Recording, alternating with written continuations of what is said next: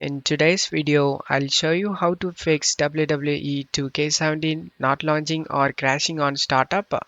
Let's fix it, guys.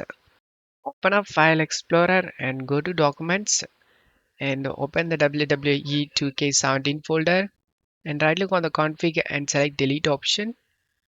If the game wanted to open, the config is often corrupted or contains unsupported settings. Deleting it forces the WWE 2K17 to create a fresh, clean config at the next start.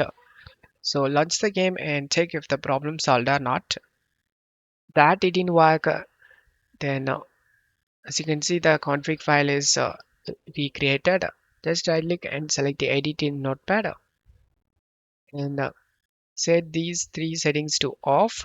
Quality set same like mine and resolution set this to height 720 with 1280 and screen mode set this to windowed, set this to yes and select file and select save option and just close stuff here and launch the game. The game will launch in window mode. If the game crashes because your PC is low end, forcing low settings in the config can let it launch.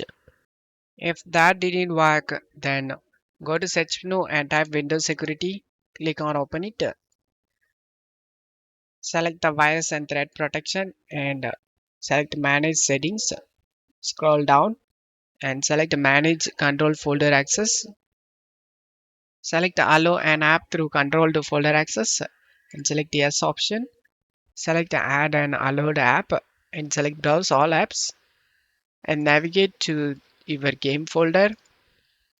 Select the game application file and select Open option and the game has been added to this list.